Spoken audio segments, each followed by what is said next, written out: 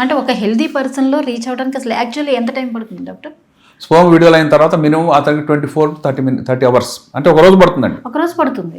అవి ఎంత యాక్టివ్గా పరిగెట్టకపోయిందంటే అసలు ఏవి రీచ్ కాలేవు సార్. 23 to 24 అవర్స్ ట్రావెల్ చేస్తుంది అది రీచ్ అవ్వడానికి డెస్టినేషన్. అవునండి. At the same time egg release అయిన తర్వాత దానికి కూడా ఒక లైవ్ టైం అనేది ఒకటి ఉంటుంది కదా, అది ఎంత టైం ఉంటుంది? ఈ రైట్ టైంలో ఇది స్విమ్ చేసుకుంటూ అక్కడికి వెళ్ళాలి. దీని గురించి చెప్పండి. ఉదాహరణకు అండం విడుదలైంది ఈరోజు, అది కేవలం 18 గంటలు మాత్రమే జీవించి ఉంటుంది. 18 గంటలు దాన్ని ఛేదించకపోతే అది నశిస్తుంది. ఓకే. అన్నం విడుదల తర్వాత స్పర్మ్ స్త్రీలోకి ఎంటర్ అయింది అనుకుందాం. ఇది రీచ్ అవ్వడానికి 24 అవర్స్ దాటి అవుతుందని నేను చెప్పాను. సో ఈ స్పర్మ్ లోపలికి వెళ్ళే లోపు అండం చనిపోతుంది. కాబట్టి నార్మల్ ప్రొసీజర్ ఏంటంటే అండం విడుదలకు ముందే ఒక బ్యాచ్ ఆఫ్ స్పర్మ్స్ ముందే వెళ్ళిపోయి ఉండాలి. ఆ భాగం తిరుగుతుండాలి. గర్భసంచి దాటి ఫాలోపియన్ ట్యూబ్స్ ఉంటాయి. ఆ ట్యూబ్స్లో 2-3 బ్యాచ్లు ఉండాలి. ఆ 3 బ్యాచ్ల్లో ఏదైనా సరే అండం రాగానే గబుక్కని అట్లా పట్టుకొని ఛేదించడానికి sperm should be ahead. Egg అక్కడే ఉంటుంది, ఎగ్ కదలేదు, ఎగ్ అక్కడే ఉంటుంది. కానీ స్పర్మ్ పరిగెత్తుకుంటూ వెళ్ళి దాని చుట్టుముట్టి దానిలో సర్వైవల్ ఆఫ్ ద ఫిట్టెస్ట్ అంటారు. అంటే ఏ బెస్ట్ స్పర్మ్ ఉందో అది చిన్న రంధ్రంలాగా చేసుకుంటుంది. స్క్రూ డ్రైవింగ్ ఎఫెక్ట్ ద్వారా చిన్న రంధ్రం చేసి అందులో తల లోపలికి వెళ్ళగానే తోక రాలి పడిపోతుంది. ఆ రంధ్రం వెంటనే మూసుకుపోతుంది. ఎందుకంటే అదే రంధ్రం ఇంకో స్పర్మ్ వచ్చింది అనుకోండి, అక్కడ క్రోమోజోమల్ డిఫెక్ట్ వస్తుంది. స్పర్మ్లో 23 క్రోమోజోమ్స్ ఉంటాయి, ఎగ్లో 23 ఉంటాయి. 2 కలిపితే 46. మనందరం కూడా 46 క్రోమోజోమ్స్ ఉన్నాం, హోమోసేపియన్స్ అంటే మానవ జాతికి. సో అందులో 2-3 స్పర్మ్స్ వెళ్ళడానికి ఛాన్స్ లేదు. ఫస్ట్ స్పర్మ్ వెళ్ళిన తర్వాత వితిన్ మిల్లీ సెకండ్లో ఆ రంధ్రం మూసేసుకుంటుంది. ఎందుకంటే అక్కడ ఇంకా వేలాది కోట్లు అక్కడ తిరుగుతుంటారు స్పర్మ్స్. హెల్దీ పర్సన్ చాలా తిరుగుతుంటాయి. దేని ఛాన్స్ వస్తుందో తెలియదు, అందరూ పోటీ పడుతున్నారు. ఫస్ట్ అది అట్లా పోగానే దాని తోక బయట వదిలేస్తుంది. తోకలో క్రోమోజోమ్స్ లేవు, జెనెటిక్ మెటీరియల్ లేదు. ఓన్లీ స్పర్మ్ని అక్కడ తేడానికి ఉపయోగపడినటువంటి ఒక సాధనం. ఆ సాధనం పని అయిపోయింది, రంధ్రం చేసుకుని లోపల పంపించిన తర్వాత నా పని అయిపోయిందని తోక బయటపడిపోతుంది. వెంటనే అక్కడ మూసేస్తుంది. ఆ తోకని పోతూ ఒక సిమెంటింగ్ సబ్స్టెన్స్ చేసి వెళ్ళిపోతుంది. ఎంత గొప్ప పని చూడండి. సో స్పర్మ్ యొక్కలో ఉన్నటువంటి ఆ 23 క్రోమోజోమ్స్ మాత్రమే రావాలి. సెకండ్ స్పర్మ్ వచ్చింది అనుకోండి, అప్పుడు ఎంత అవుతుంది? 46 క్రోమోజోమ్స్ స్పర్మ్లోంచి వచ్చినట్టు అవుతుంది. ఎగ్లో 23 ఉండాలి, ఇద్దరు 23 ఉండాలి, టోటల్ చూపి 46. అంతకంటే ఎక్కువ ఇంకో 23 వచ్చింది అనుకోండి, డివిజన్ కాదు కదా, ఆ మొత్తం జైగోటే నశిస్తుంది. అలా అందువల్ల ఆ నంబర్ని ఫిక్స్ చేయడానికి వెంటనే ఆ రంధ్రం మూసుకోవాలి. ఓకే, ఒక డౌట్ వచ్చింది. ట్విన్స్ ఎలా ప్రాసెస్ అవుతుంది? మంచి ప్రశ్న. ఎందుకంటే ట్విన్స్ వినగానే మనకు చాలా ముచ్చటేస్తుంది. ఎక్కడన్నా ట్విన్స్, మనం షాపింగ్ మాల్లో 2 పిల్లలు వెళ్తున్నారు, ఒకలాగా ఉంటే అమ్మ ట్విన్స్ అని అడుగుతాం. అవునండి నేను ఇంకా ఎత్తుకుంటా వాళ్ళు, అమ్మాయిలు కానీ అబ్బాయిలు కానీ. కొన్నిసార్లు అమ్మాయి కూడా ఒక ట్విన్స్గా ఉండొచ్చు. ఇది చాలా మందికి ఆశ్చర్యం ఉంటుంది, ఏంటి 2 అమ్మాయిలే పుట్టాలి కదా, వీళ్ళు అబ్బాయి ఒక అమ్మాయి ఎట్లా పుట్టేసి. ఆల్టర్నేట్ అనేది ఇంకా వెరీ రేర్ కదా. More rare. అమ్మాయి అబ్బాయి అనేది వెరీ రేర్గా జరుగుతుంది. కరెక్ట్. సో ట్విన్స్లో 2 రకాలు. అదేంటంటే ఒక జైగోట్ తయారైంది అనుకోండి, 14వ రోజున అండం విడుదలైంది స్త్రీకి, నెలసరి వచ్చిన రోజు నుంచి మొదలు పెట్టుకుంటే దాన్ని Day 1 అంటాం. అండం విడుదల రోజునే Day 14 అంటాం. Day 14 నాడు ఒక అండం విడుదలైంది, ఒక స్పర్మ్ వెళ్ళి దాన్ని ఫలదీకరణ చెందించింది, ఒక జైగోట్ తయారైంది. తయారైన నెక్స్ట్ 2-3 డేస్లో ఆ జైగోటే 2గా డివైడ్ అయిపోతుంది. 2గా డివైడ్ అయిన తర్వాత ఇక్కడ ఒక బేబీ, అక్కడ ఒక బేబీ, 2 హాఫ్లు కూడా ఒక బేబీగా తయారయ్యే సత్తా వాటికి ఉంటుంది. ఒక జైగోట్ ఉదాహరణకు ఆ జైగోట్ ఆడపిల్లని కలిగేటువంటి జైగోట్, అది 2గా డివైడ్ అయితే 2 ఆడపిల్లలే పుడతారు. అర్థమైంది కదా. సో వీళ్ళనే జనరల్ ట్విన్స్లో కూడా 2 రకాల్లో కూడా కొన్ని తేడాలు ఎందుకు వచ్చినాయంటే, లెఫ్ట్ నుంచి ఒక జైగోట్ వచ్చింది, రైట్ నుంచి ఇంకో జైగోట్ వచ్చింది. ఎలా వచ్చిందంటే స్పర్మ్స్ కోటానుకోట్లు ఉన్నాయమ్మా. స్త్రీకి నెలకు ఒక అండం విడుదల కావాలి, కానీ కొంతమంది స్త్రీలకు 2 అండాలు విడుదల అవుతాయి. లెఫ్ట్ అండాస్ నుంచి ఒక అండము, రైట్ అండాస్ నుంచి ఇంకో అండం, 2 విడుదలైనాయి. కొన్ని వేల స్పర్మ్ చుట్టూ తిరుగుతున్నాయి. 2 అండాలు కూడా ఫలదీకరణ చెందినాయి. లెఫ్ట్ది రైట్ది కూడా దొర్లుకుంటూ వచ్చి గర్భసంచిలో వచ్చి ఇంప్లాంట్ అయినాయి. అవి వేరువేరు సంచులుగా వేరువేరుగా డివైడ్ అవుతాయి. కాబట్టి గర్భసంచిలో 2 సంచులు కనబడితే అది డైజైగోటిక్ ట్విన్ అంటారు. అంటే 2 జైగోట్ల ద్వారా తయారైనటువంటి ట్విన్స్. కానీ ఒకే సంచిలో 2 బిడ్డలు ఉన్నారనుకుందాం, అది ఒక జైగోట్ యొక్క డివిజన్ వల్ల వచ్చినటువంటి ట్విన్. ఒకే జైగోట్లో వచ్చిన ట్విన్స్లో 2 అమ్మాయిలే ఉంటారు, లేక 2 అబ్బాయిలే ఉంటారు. ఎందుకంటే ఒకటే జైగోట్, అది డివిజన్ అయింది. కానీ 2 వేరువేరు జైగోట్లు వచ్చినప్పుడు లెఫ్ట్ నుంచి వచ్చింది, ఉదాహరణకు ఒక ఎగ్ వచ్చింది, స్పర్మ్స్లో 2 బ్యాచ్లు, ఒకటి ఎక్స్ స్పర్మ్స్, వైస్ స్పర్మ్స్. మీరు గమనించి చూస్తే చాలా మాకు అమ్మాయిలు వద్దండి, అబ్బాయిలు కావాలి మా దగ్గరకు వచ్చేస్తుంటారు. అంటే అబ్బాయిలు ఏదో దోచిపెట్టారని అలాంటి ఒక మూఢనమ్మకమే. ఒక ఇష్టం అనేది అబ్బాయి ప్రయారిటీ అనేది ఉండిపోయింది ఇంకా. అట్లా ఉంది, కానీ సమాజం కూడా దానికంటే ముందుకు ప్రోగ్రెస్ అని నేను భావిస్తున్నా. అలాంటివి ఎవరు ఎంటర్టైన్ చెయ్యము, చేయడానికి రూల్స్ కూడా ఒప్పుకోవు. మరి ఎక్కువ అట్లా చేస్తుంటే we can hand over to the authorities also. వీళ్ళు పదే ఇలా చేస్తాను. వాళ్ళకి సహకరించే డాక్టర్స్ మీద కూడా యాక్షన్స్ ఉన్నాయి. స్కానింగ్లో అమ్మాయి అని చెప్పారనుకోండి, వెంటనే వాళ్ళు ఇక్కడ వెళ్ళి అబార్షన్ చేయించుకుంటున్నారు. అలా కాకుండా ఎవరినైనా రక్షించుకోవాలి. సంతానమే లేక అల్లాడిపోతున్న ఈ సమాజంలో, పిల్లలు కానీ నేను చెప్తున్నటువంటి ఈ సమాజంలో వచ్చిన వాళ్ళని అబార్షన్ చేయడం అనేది అమ్మాయి కాబట్టి చాలా తప్పది, అది క్రిమినల్. సో దానికి రక్షణ వ్యవస్థ చాలా ఉంది సొసైటీలో, కానీ మెడికల్ హెల్త్ డిపార్ట్మెంట్ కానీ స్కానింగ్ మీద నిఘా వేసే వాళ్ళు ఉన్నారు. కొంతమంది పేషెంట్లుగా వచ్చినటువంటి డిపార్ట్మెంట్ వాళ్ళు ఉన్నారు. మాకు ఇలా కావాలంటే మామూలు స్కాన్ అయితే 1000 రూపాయలు అవుతుందమ్మా, నీకు 10,000 ఇస్తే చెప్పేస్తాం అనే వాళ్ళు కూడా ఉన్నారు. తర్వాత వాళ్ళ ఆ మెషిన్ని ఆ డాక్టర్ని అందరిని తీసుకెళ్ళి వాళ్ళు బుక్ చేసుకునే సందర్భాలు కూడా చాలా ఉన్నాయి. అందుకని ఎవరైనా ఒక మంచి ఎథికల్ డాక్టర్స్ అయితే అవన్నీ చేయరు. 99% ఎవరు చేయరండి అది. కాబట్టి స్పర్మ్స్లో 2 రకాలని చెప్పా. ఒకటి ఎక్స్ బ్యాచ్ ఆఫ్ స్పర్మ్స్, ఇంకోటి Y batch of sperms. X sperm కనుక వెళ్ళి స్త్రీ యొక్క అండంతో కలిస్తే పురుషునికి ఒక ఎక్స్ వచ్చింది. అండానికి ఎప్పుడు కూడా ఎక్సే ఉంటుందండి, ఓన్లీ ఎక్సే ఉంటుంది. సో ఎక్స్ ఉన్నటువంటి స్పర్మ్ అండంతో కలిస్తే 2 ఎక్స్లు కాబట్టి స్త్రీగా పరిణమిస్తుంది. వై బ్యాచ్లో ఉన్నటువంటి వై స్పర్మ్ కనుక అండంతో కలిస్తే అప్పుడు X+Y అవుతుంది, అది అబ్బాయికి అవుతుంది. సో వీళ్ళు అడిగేదంతా ఏంటంటే మాకు ఎలా అబ్బాయిలు కలగాలంటే కొంతమంది ఏం చేస్తారు, ఎక్స్ స్పర్మ్స్ని ఇమ్మొబిలైజ్ చేసే విధంగా, నశింపజేసే విధంగా కొన్ని కెమికల్స్ వాడేసేసి వైన్ మాత్రమే బ్రతికుండే విధంగా చేసి అవి మీకు ఎక్కిస్తామని నమ్మబలిగేటువంటి ఒక బ్యాడ్ టెక్నిక్. అది చేయడానికి పర్మిషన్ లేదు, కానీ వీళ్ళు చేయడానికి ప్రయత్నం చేస్తున్నారు. ఇతర దేశాల్లో ఇలాంటి అవకాశాలు కొన్ని ఉన్నాయి. ఎట్లా అంటే అమెరికాలో అనుకోండి, మీకు ఆల్రెడీ 2 పిల్లలు ఉన్నారు అమ్మాయిలు, మాకు కూడా అబ్బాయి కావాలని కోరుకుంటున్నారు. Government will permit based on your Aadhaar కార్డా వాట్ ఎవర్ సోషల్ సెక్యూరిటీ కార్డుతో. ఆల్రెడీ అమ్మాయిలు ఉన్నారు, మీరు ఆల్రెడీ 2 అమ్మాయిలు పెంచుకుంటున్నారు, వాళ్ళకి ఏం హాని కలిగించట్లా. 3వ బేబీ కావాలి, లేకపోతే ఒక పాప ఉంది, సెకండ్ మాకు బాబు కావాలని కోరుకుంటే వాళ్ళకి అటువంటి పర్మిషన్స్ ఉన్నాయి ఆ దేశాల్లో. ఎందుకంటే అక్కడ ఇలాంటి మూఢనమ్మకాలు, అమ్మాయి కనబడగానే అబార్షన్ అనే మాట లేదు అక్కడ. జెండర్ రివీలింగ్ కూడా అక్కడ పర్మిటెడ్ కదా కొంతవరకు, అన్ని స్టేట్లో లేదు, కొన్ని కంట్రీస్లో కొన్నిట్లో. కాబట్టి అక్కడ ఏంటంటే మీ ఫ్యామిలీ హిస్టరీని బట్టి వాళ్ళు చెప్పడానికి ఛాన్స్. ఎందుకంటే సమాజంలో స్త్రీలు పురుషులు సరి సమానం ఉండాలి. వరుసగా 5 మంది బిడ్డలు కన్న తర్వాత కూడా ఇంకా నువ్వు ఇక అబ్బాయి గురించి ప్రయత్నం చేయకూడదని ఆ దేశంలో లేదు. 5 మంది కన్నామండి, మా అబ్బాయి అమ్మాయిని కాదు 5 మంది పెంచుకుంటున్నాం, మాకు అబ్బాయి పెంచుకునే ఒక ముద్దుగా చూసుకోవాలని అనిపిస్తుంది, మరి దానికి నుండి ఇవ్వండి. ఆ దేశాల్లో పర్మిషన్ ఉంది, అమెరికానే కాదు కొన్ని అడ్వాన్స్ దేశాల్లో ఉంది. వాటికి వాడే టెక్నాలజీ అంతా కూడా ఇలాగే ఉంటుంది.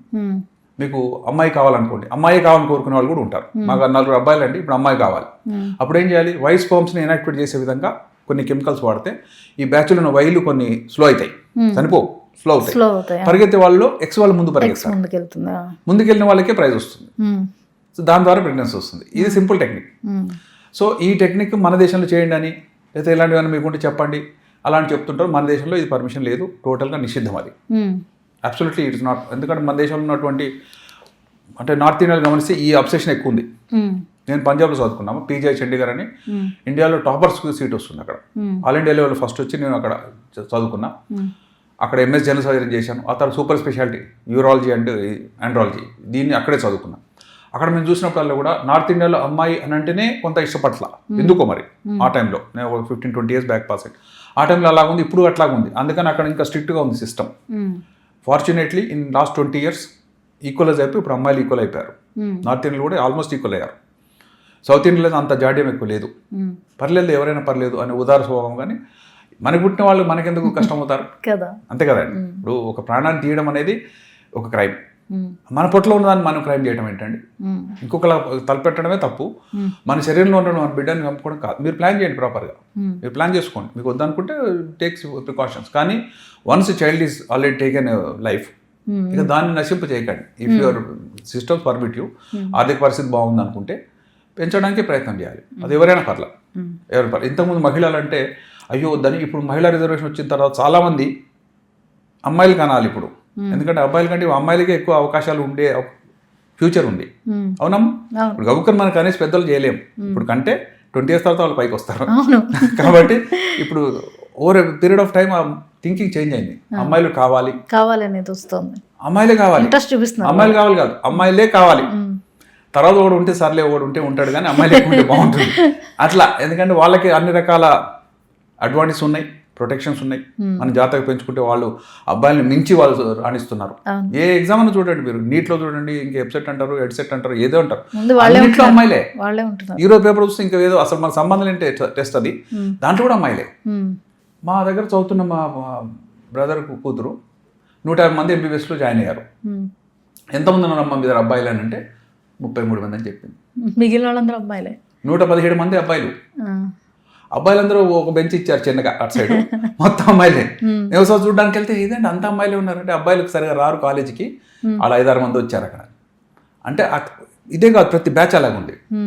అంటే ఈక్వల్గా మీరు చదివిస్తే వీళ్ళు హెడ్కి వెళ్తున్నారు. ఇంకో విషయం కూడా చెప్తాను మీకు. ఒక స్త్రీలో ఉండే జెనెటిక్ మెటీరియల్, పురుషులో ఒక జెనెటిక్ మెటీరియల్ గురించి చెప్తాం. మనందరం ఇక్కడ ఉన్నాము, సడన్గా కరువు కాటకాలు వచ్చేసినాయి అనుకుందాం, అందరం ఫాస్టేజ్కి వెళ్ళిపోయాం, ఏం తిండి దొరకట్లా. ఒక 50 రోజుల తర్వాత మళ్ళీ వచ్చి చూశారు, ఏమైందని చూస్తే సర్వైవర్స్లో 90% అమ్మాయిలు. ఎలాగా అంటే XX XX ఉన్నటువంటి జెనెటిక్ స్టామినా XYలో లేదు. సో అన్ని విపత్కర పరిస్థితులు తట్టుకుని జీవించగల కెపాసిటీ స్త్రీలకు ఎక్కువ ఉంది. అందుకే స్త్రీ జన్మనివ్వగలిగింది. ఒక ప్రాణానికి ప్రాణం పోయగలిగిన స్త్రీయే. ఏ పురుషుడు కూడా ఇంతవరకు గర్భం ధరించే అవకాశాలు లేవు జెనెటిక్గా ఆలోచిస్తే, జెనిటైల్గా ఆలోచిస్తే కూడా. కానీ స్త్రీలలో ఉన్నటువంటి సత్తా అనేక అడ్వాన్స్ కండిషన్ తట్టుకునే శక్తి ఉంది. స్త్రీలు రక్తహీనత ఉంటుంది, అయినా బిడ్డలు ఆరోగ్యకరంగా వస్తున్నారు. చూసారు గమనించి 8 హిమోగ్లోబిన్ ఉంటుంది, నార్మల్గా 12-14 ఉండాలి. 8 హిమోగ్లోబిన్ ఉంటుంది. ఆమె అసలు ఫాలోఅప్కి వచ్చి ఉండదు, డెలివరీలో వచ్చి ఉంటుంది, మన దగ్గరికి బిడ్డ ఆరోగ్యంగా ఉంటుంది. తల్లిని అది కష్టం మీద మేము ఎట్లో గట్లా ఆమెకు ఇంజక్షన్ ఇచ్చి ఆమె రక్షించుకుంటాం, కానీ బిడ్డ ఆరోగ్యంగా వచ్చింది. అంటే తనకు లేనటువంటి సౌకర్యాన్ని కూడా బిడ్డలకి ఇస్తుంది. అంత త్యాగం అనుకోవచ్చు. ఆ సెల్ఫ్లెస్నెస్ కానీ ఆ సాక్రిఫైషియల్ యాటిట్యూడ్ ఓన్లీ స్త్రీలలో ఉంది, స్త్రీకే ఉంది. కాబట్టి స్త్రీలు చాలా ఛాంపియన్సే. ఆరోగ్యపరంగా చూసినా, జెనెటిక్గా చూసినా, రిప్రొడక్టివ్ ఏజ్ గ్రూప్లో చూసినా సరే చాలా అద్భుతమైనటువంటి కెపాసిటీ కలిగిన వాళ్ళు.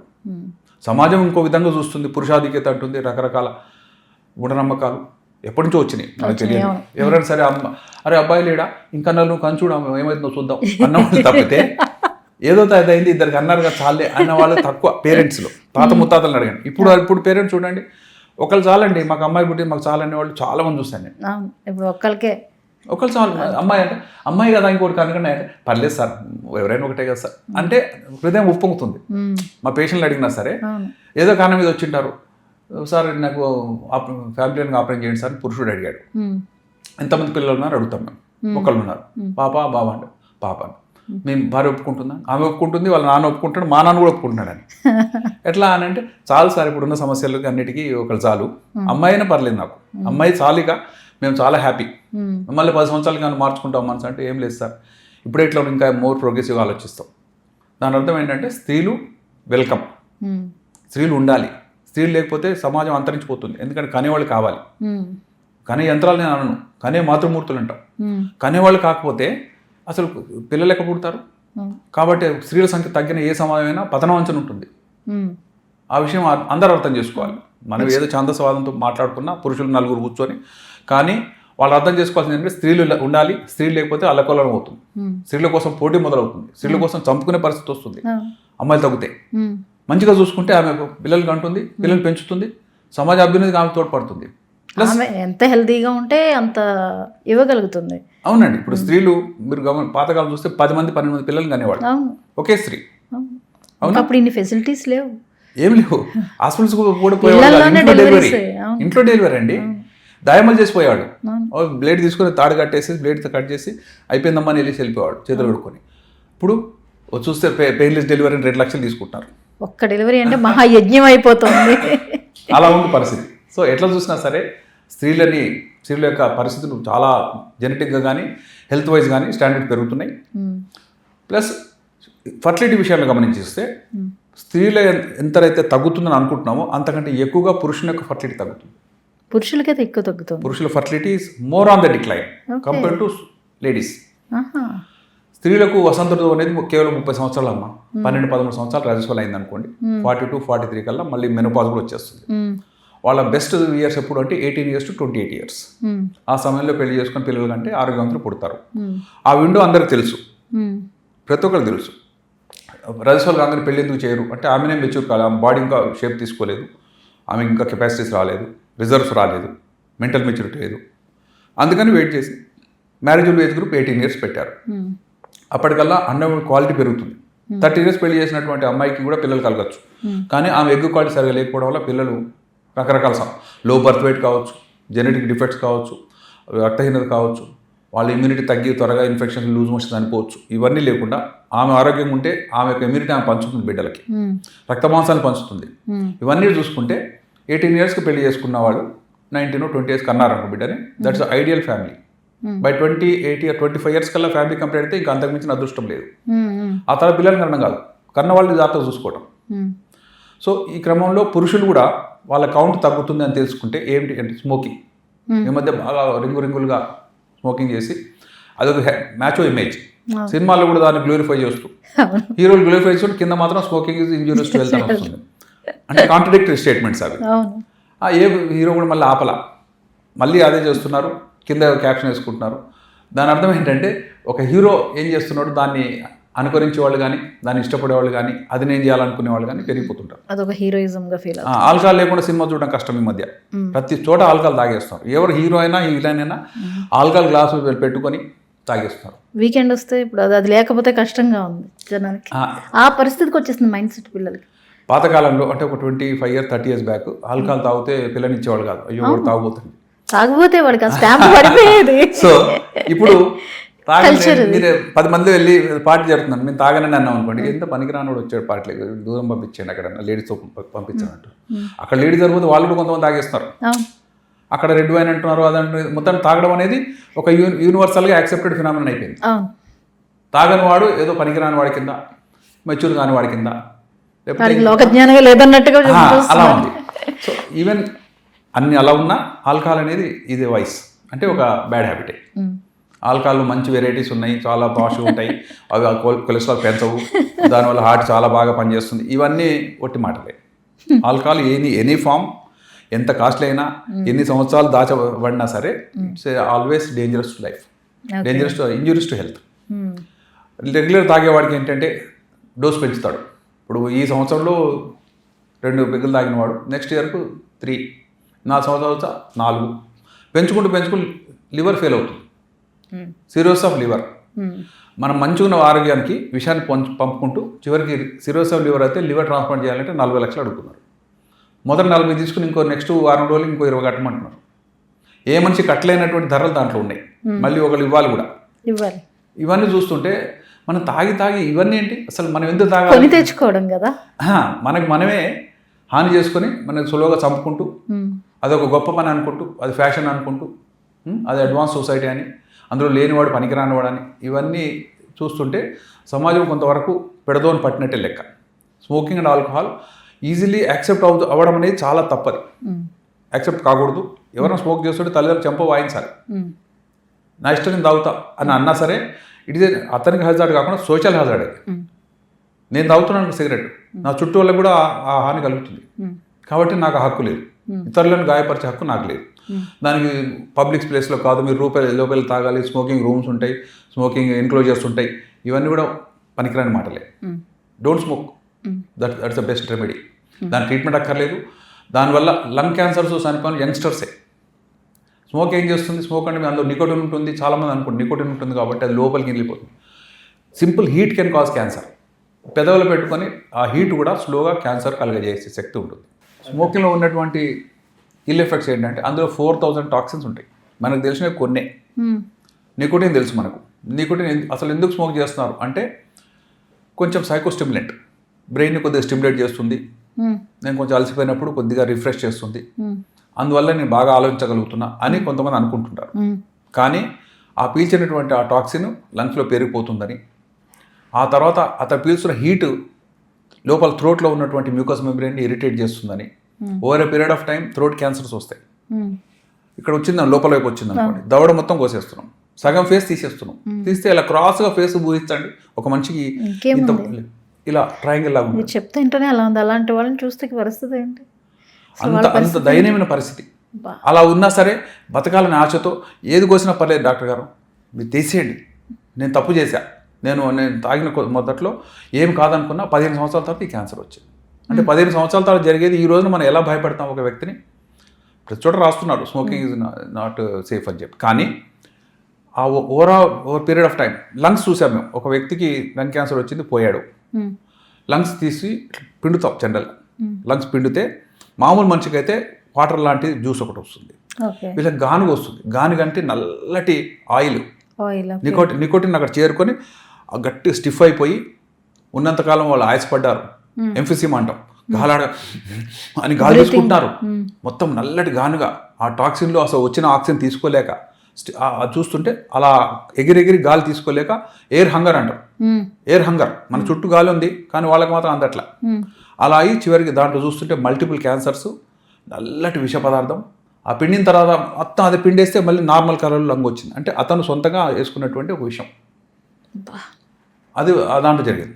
కొన్ని ఆల్కహాల్ తీసుకున్నాం. ఈ రెండిట్లో ఏది తక్కువ ఈవిల్ అంటే ఒకటి చేయమని చెప్పట్లేదు నేను, ఈ రెండిట్లో ఏది తక్కువ ఈవిల్?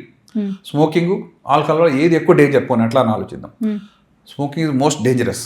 ఎందుకంటే it can kill multiple cancers in youngster. ఒక చోట కాదు, అనేక చోట్ల వస్తుంది. ఒక క్యాన్సర్ వస్తే ఈ వేలుకి వచ్చింది, ఈ వేలు కట్ చేసి తీసేస్తే బతికిపోతాడు అనుకుంటాం. అనేక చోట్ల వచ్చింది, ఇక్కడ వచ్చింది అనుకోండి, మొత్తం బాడీని తీసేస్తే మనిషి ఉండదు. కాబట్టి మల్టిపుల్ క్యాన్సర్స్, అర్లీ ఏజ్, ఇవన్నీ అంటే యంగ్ ఏజ్లో వచ్చేటి smoking. Smoking is most greatest evil. Alcohol takes some time, maybe అతను తీసుకునే క్వాంటిటీని బట్టి ఎక్కువ టైం కూడా ఉండొచ్చు మనిషి. నేను 40 సంవత్సరాలు తాగుతున్నాను నాకేం కాలేదనే వాళ్ళు కూడా ఉంటారు. డాక్టర్స్ తాగమన్నారని కూడా చెప్తుంటారు కొంతమంది. డాక్టరే తాగమన్నారంటే 2 పెగ్స్ ఏం పర్లేదు అన్నాడు అనుకుంటారు. నేను అప్పుడే తాగుతున్నా. కానీ వాళ్ళకి తెలియదు ఏంటంటే ఇది స్లోగా లివర్ని డ్యామేజ్ చేస్తుంది. లివర్ చాలా సప్పుల్గా ఉంటుంది. మీరు ఎవరన్నా చూస్తుంటే లివర్ కట్ చేస్తుంటాడు మాంసం కొట్లో కూడా, సాఫ్ట్గా సప్పుల్గా ఉంటుంది, ఈజీగా తెగుతుంటుంది. కానీ సీరియస్ వచ్చే లివర్ వాళ్ళకి ఎట్లా ఉంటుంది అంటే గట్టి రాయిలాగా, రబ్బర్ లాగా. అసలు సిరోస్ వచ్చిన దాంట్లో కణుతులు అయ్యి రఫ్గా అయిపోయి దాన్ని కోయడం చాకులు సరిపోవు, రంపంతో చేయాల్సి వస్తే. సిరోస్ వచ్చిన వాడికి అంత స్మూత్గా ఇట్లా చేయితో ఇట్లా అంటే నలిగేటువంటి ఆ లివరు అంత స్టిఫ్గా అయింది. దేనివల్ల అయింది అంటే ఆల్కహాల్ వల్ల వచ్చినటువంటి ఆ ఫైబ్రోసిస్ వల్ల గట్టిగా అయిపోతుంది రాళ్ళలాగా. ఆ రాళ్ళన్నీ కూడా మధ్యలో రక్తనాళాలు మూసేసినప్పుడు ఫ్లో సరిగా పోలేక అక్కడ ప్రెషర్ పెరుగుతుంది. దాన్ని పోర్టల్ హైపర్టెన్షన్ అంటాం. పోర్టల్ హైపర్టెన్షన్ వచ్చిన తర్వాత మెల్లగా అది హార్ట్ పైన లోడ్ వస్తుంది, కింది భాగం అంతా కూడా వాటర్ నిండిపోతుంది, పొట్టెంత లావు అవుతుంది, జాండీస్ వస్తుంది, హార్ట్ సరిగా పనిచేయదు. చివరికి లివర్ ఫెయిల్యూర్ అయింది. మీకు లివర్ ట్రాన్స్ప్లాంట్ చేయమంటే డబ్బులు సరిపోవు, ఎవరికి సరిపోవు, ఎంత ధనవంతుడైనా సరే. ఆ సర్జరీ అనేది చాలా భయంకరమైన సర్జరీ. ఆ సర్జరీ చేసినా సరే లైఫ్ స్టైల్ అంతా కూడా చాలా డిఫరెంట్గా ఉంటుంది. ఇమ్యూనో సప్రెషన్ మందులు వాడాలి, ఇక ఆల్కహాల్ తాగలేడు, అందరి దాని మీద మనం బ్రతుకుతుండాలి. ఇంతమందికి మనం ఎందుకు ఆ విధంగా విక్టిమ్గా దొరకాలి? ఒక కుటుంబాన్ని మొత్తం బ్రెయిన్ అవుట్ చేస్తుంది ఒక లివర్ ట్రాన్స్ప్లాంట్. ఇచ్చిన వాడు కూడా చూస్తున్నా, నాకైతే నా లివర్ తీసేసుకున్న సగం తీసుకొని ఏమేమైపోతాడని చెప్పి. ఆ లివర్ ట్రాన్స్ప్లాంట్ యొక్క సక్సెస్ రేట్ అంత ఎక్కువగా లేదు. నేను kidney transplant surgeon. Kidney transplant ఈ స్టాండర్డైజ్ 100 years బ్యాక్. దాని రిజల్ట్స్ ఎక్సలెంట్గా ఉన్నాయి. నేను ట్రాన్స్ప్లాంట్ చేస్తే ఇప్పుడు 30 years నుంచి బతుకుతున్న వాళ్ళు చాలా మంది ఉన్నారు. లివర్ ట్రాన్స్ప్లాంట్ చేసిన తర్వాత లాంగ్ టర్మ్ సర్వైవల్ చాలా తక్కువ. సర్జరీ స్టార్ట్ అయింది లేట్గా, 15-20 years ముందు మీరు లివర్ ట్రాన్స్ప్లాంట్ వినలా, ఏదో అక్కడక్కడ చేస్తున్నారు. ఇప్పుడు చేసిన తర్వాత వాళ్ళకు మెజారిటీ లివర్ ట్రాన్స్ప్లాంట్ వాళ్ళు 1 year, 2 years, 3 yearsలో వాళ్ళు కూడా సరిపోయి ఉన్నారు. ఈ ట్రాన్స్ప్లాంట్ వల్ల లాంగ్ టర్మ్ రిజల్ట్స్ ఎలా ఉంటాయని ఇంకా స్టాండర్డైజ్ కాలేదు. లైఫ్ స్పాన్ పెద్ద గ్యారెంటీ లేదు. ఆ లివర్ ట్రాన్స్ప్లాంట్ ని వ్యతిరేకంగా నేను మాట్లాడలేదు. నేను transplant surgeon, I know transplants in every ఒక్కొక్క ఆర్గాన్ ఒక విధంగా ఒక్కొక్క అట్లా ఉంది. కరెక్ట్ మీరు చెప్పింది. సో లివర్ ట్రాన్స్ప్లాంట్ చేయాల్సి రావడం ఒక దౌర్భాగ్యం. అది చేస్తే ఫ్యామిలీ ఆర్థిక పరిస్థితి గుల్ల, చేయించుకున్నవాడు సరిగా ఉంటాడా అంటే చెప్పలేని పరిస్థితి. అయినా సరే చేయించుకుంటామని పరాధేయపడే పేషెంట్, తప్పని పరిస్థితులు వెంట తిరిగే కుటుంబ సభ్యులు. ఇదంతా దేనివల్ల వచ్చిందండి? మీరు మోజుగా 2 తప్పు వల్ల వచ్చింది. చేసినప్పుడు తప్పు కాదు, అది ఫ్యాషన్, అది మోడర్న్ బిహేవియర్, అది సోషల్ బిహేవియర్. కానీ చనిపోయేటప్పుడు మాత్రం అంత దీనంగా చనిపోతాడు. కాబట్టి ఈ రెండు చాలా అత్యంత దూరంగా ఉండవలసినటువంటి హ్యాబిట్స్.